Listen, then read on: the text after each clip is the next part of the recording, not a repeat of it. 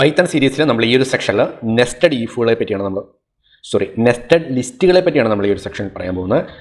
നമ്മൾ ലിസ്റ്റുകൾ എന്താണെന്നുള്ള കാര്യങ്ങൾ പറഞ്ഞിട്ടുണ്ടായിരുന്നു കഴിഞ്ഞ സെക്ഷനിൽ. ഇതിന് മുമ്പുള്ള സെക്ഷനിൽ ലിസ്റ്റുകൾ അതിനെ പറ്റിയുള്ള ഡീറ്റെയിൽ ആയിട്ടുള്ള കാര്യങ്ങൾ പറഞ്ഞിട്ടുണ്ടായിരുന്നു.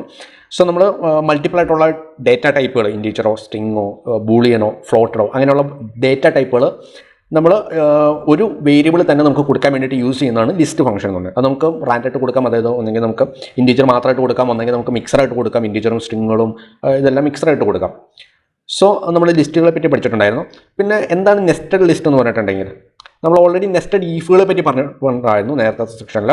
സോ നെസ്റ്റഡ് ഈഫിൻ്റെ കേസ് എങ്ങനെയാണെന്ന് നോക്കിയിട്ടുണ്ടെങ്കിൽ ഒരു ഈഫിൻ്റെ ഉള്ളിൽ മറ്റൊരു ഈഫ്, അതിൻ്റെ ഉള്ളിൽ വേണമെങ്കിൽ വീണ്ടും ഒരു ഈഫ്, അങ്ങനെ ഒന്നിൻ്റെ ഉള്ളിൽ അടുത്തത് എന്നുള്ള രീതിയിൽ വർക്ക് ചെയ്ത് പോകുന്ന സിസ്റ്റങ്ങളാണ് നെസ്റ്റഡ് ഈഫുകൾ എന്ന് പറയുന്നത്. സോ അതേ ഒരു മെത്തേഡ് തന്നെയാണ് നെസ്റ്റഡ് ലിസ്റ്റുകളിലും വരുന്നത്. ഓക്കെ, സോ അതായത് ഒരു ലിസ്റ്റിൻ്റെ ഉള്ളിൽ, ഒരു വേരിയബിളിൻ്റെ ഉള്ളിൽ ഒരു ലിസ്റ്റ് ഉണ്ട്. ആ ലിസ്റ്റിനകത്ത് മൾട്ടിപ്പിൾ ആയിട്ടുള്ള ഡേറ്റ ടൈപ്പുകൾ അല്ലെങ്കിൽ മൾട്ടിപ്പിൾ ആയിട്ടുള്ള വാല്യൂസ് അതിനകത്ത് ആഡ് ചെയ്തിട്ട് ഒരു വേരിയബിളിലേക്ക് സ്റ്റോർ ചെയ്ത് വെച്ചിട്ടുണ്ട്. സോ ആ ഒരു ലിസ്റ്റിൻ്റെ ഉള്ളിൽ വേറൊരു ലിസ്റ്റും കൂടി ആഡ് ചെയ്യുന്നു. അങ്ങനെ ഒരു ലിസ്റ്റിൻ്റെ ഉള്ളിൽ മറ്റൊരു ലിസ്റ്റുകൾ കൂടി ആഡ് ചെയ്യുന്ന സിസ്റ്റങ്ങളെയാണ് നെസ്റ്റഡ് ലിസ്റ്റുകൾ എന്ന് പറയുന്നത്. സോ നമുക്ക് ബേസിക്കലി എങ്ങനെയാണെന്നുള്ള കാര്യങ്ങൾ നോക്കാം. ഇപ്പോൾ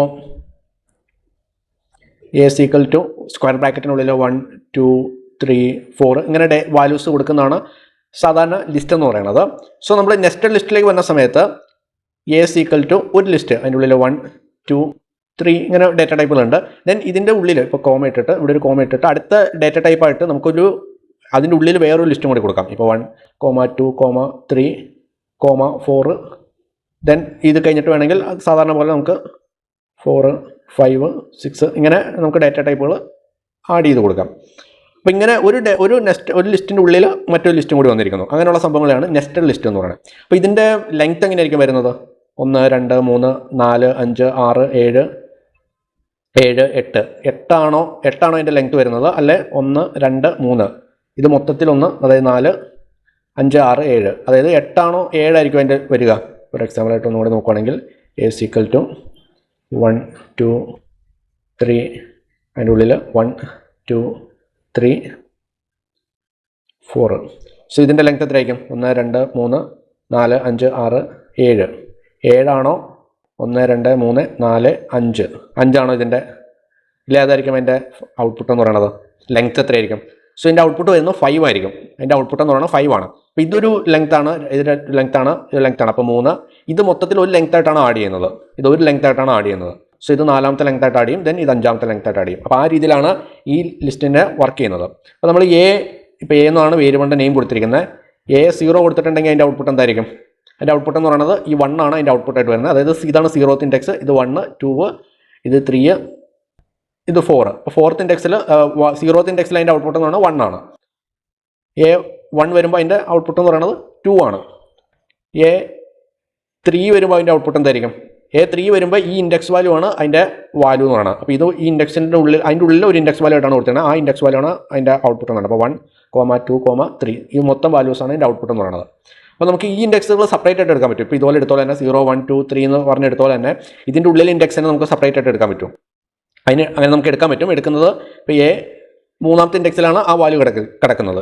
അതിൻ്റെ ഉള്ളിൽ നമുക്ക് 0th ഇൻഡെക്സ് എടുക്കണമെങ്കിൽ ഒരു സ്ക്വയർ ബ്രാക്കറ്റ്, ഇതിൻ്റെ ഉള്ളിലല്ല കൊടുക്കുന്നത്, ഇതിൻ്റെ പുറത്തായിട്ട് വീണ്ടും ഒരു സ്ക്വയർ ബ്രാക്കറ്റിൻ്റെ ഉള്ളിൽ ആ ഒരു 0th ഇൻഡെക്സ് കൊടുക്കുക. അപ്പോൾ നമുക്ക് കിട്ടുന്നത് ഈ 3ാമത്തെ ഇൻഡെക്സിൽ അതിൻ്റെ ഉള്ളിൽ 0 1 2 എന്ന് പറഞ്ഞുകൊണ്ട് അടുത്ത ഇൻഡെക്സുകളുണ്ട്. സോ അതിൻ്റെ ഉള്ളിൽ 0th ഇൻഡെക്സ് എന്ന് പറഞ്ഞാൽ ഈ 1 എന്ന് പറയുന്ന വാല്യൂ ആണ്. അപ്പോൾ ഇതിൻ്റെ ഔട്ട്പുട്ട് എന്ന് പറഞ്ഞാൽ 1 ആയിരിക്കും. ഓക്കെ, അതുപോലെ തന്നെ എ 3 1 കൊടുത്തിട്ടുണ്ടെങ്കിൽ അതിൻ്റെ ഔട്ട്പുട്ട് എന്ന് പറയുന്നത് 2 ആയിരിക്കും. അപ്പോൾ ആ രീതിയിലാണ് അതിൻ്റെ ഔട്ട്പുട്ട് കിട്ടുന്നത്.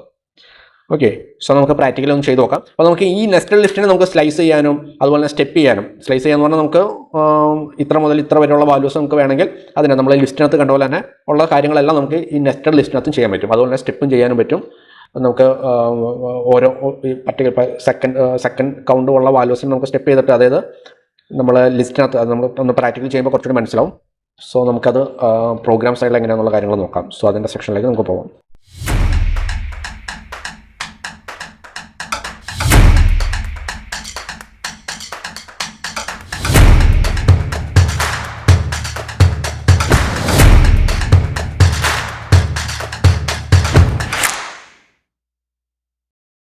ഞാൻ അവിടെ ഒരു പുതിയ സ്ക്രിപ്റ്റ് ക്രിയേറ്റ് ചെയ്യുവാണ്. സോ നമുക്ക് ചെക്ക് ചെയ്ത് നോക്കാം. ഞാനിവിടെ ഒരു വേരിയബിൾ ക്രിയേറ്റ് ചെയ്യുവാണ്. എ എന്ന് പറയുന്ന ഒരു വേരിയബിൾ. എനിക്ക് സ്മോൾ ലെറ്റർ കൊടുക്കാം. സീക്വൽ ടു സ്ക്വയർ ബ്രാക്കറ്റിനുള്ളിൽ 1 2 3 34. ദെൻ ഇതിൻ്റെ ഉള്ളിൽ നമുക്ക് അടുത്ത ലിസ്റ്റ് ആയിട്ട് കൊടുക്കാം. വീണ്ടും സ്ക്വയർ ബ്രാക്കറ്റ് ഇടുക. ദെൻ നമുക്ക് വേണമെങ്കിൽ അടുത്ത ഇതിൻ്റെ ഉള്ളിലല്ലാതെ പുറത്തെ ലിസ്റ്റിൽ തന്നെ നമുക്ക് അടുത്ത വാല്യൂസ് വേണമെങ്കിൽ കൊടുക്കാം. വേണമെങ്കിൽ ഇതിൻ്റെ ഉള്ളിൽ വീണ്ടും ഒരു ലിസ്റ്റും കൂടി വേണമെങ്കിൽ ആഡ് ചെയ്യാം. ഓക്കെ, അപ്പോൾ ഇതിൻ്റെ ലെങ്ത് എത്രയായിരിക്കും? ഇതിൻ്റെ ലെങ്ത് നമുക്ക് നോക്കിയിട്ടുണ്ടെങ്കിൽ പ്രിൻറ്റ് ഫംഗ്ഷനകത്ത് ലെങ്ത് ഓഫ് എ കൊടുത്തിട്ടുണ്ടെങ്കിൽ എന്തായിരിക്കും ഔട്ട്പുട്ട് കിട്ടുക? 1 2 3 4 5 6 7 8 9 9 അതിൻ്റെ ലെങ്ത് കിട്ടേണ്ടത്. സോ ഇവിടെ നോക്കിയിട്ടുണ്ടെങ്കിൽ 9 അതിൻ്റെ ഔട്ട്പുട്ട് വന്നിരിക്കുന്നത്. സോ 9 ഇൻഡെക്സുകളാണ് ഇതിനകത്തുള്ളത്. ഇൻഡെക്സ് അല്ല, ലെങ്ത് 9 ഇൻഡെക്സ് വരുന്നത് 8 ആണ് വരുന്നത്. 0 മുതൽ 0 1 2 3 മുതൽ 8 ഇൻഡെക്സ് വരെയാണ് വരുന്നത്. ഓക്കെ, നമുക്കിനി ഇതിൻ്റെ ഇൻഡെക്സ് വാല്യൂ ഇപ്പോൾ എ പ്രിൻറ്റ് ഫംഗ്ഷനകത്ത് കൊടുക്കാം. പ്രിൻറ്റ് ഫംഗ്ഷനകത്ത് എ ഇൻഡെക്സ് നമുക്ക് 0th ഇൻഡെക്സ് പ്രിൻറ്റ് ചെയ്യണമെങ്കിൽ എന്തായിരിക്കും ഔട്ട്പുട്ട് കിട്ടുക? 1 ആയിരിക്കും കിട്ടുക. 9 ഇത് നമുക്ക് ഡിസേബിൾ ചെയ്തിടാം. സോ ഈ ഒന്നാമത്തെ 0th ഇൻഡെക്സിൽ ഈ പറഞ്ഞ പോലെ 1 ആയിരിക്കും അതിൻ്റെ ഔട്ട്പുട്ട് എന്ന് പറയുന്നത്. 0 1 2 3 4 ഔട്ട്പുട്ടിൽ എന്താണെന്ന് നോക്കാം. 4 ഔട്ട്പുട്ട് എന്ന് പറഞ്ഞിട്ടുണ്ടെങ്കിൽ നമുക്ക് കിട്ടുന്ന ആ ഒരു അതിൻ്റെ ഉള്ളിൽ അടുത്തൊരു ലിസ്റ്റ് കൊടുത്തിരിക്കുന്ന ആ ലിസ്റ്റ് വാല്യൂസാണ് കിട്ടുന്നത്. 45 6 7 24 ആ വാല്യൂസാണ് കിട്ടുന്നത്.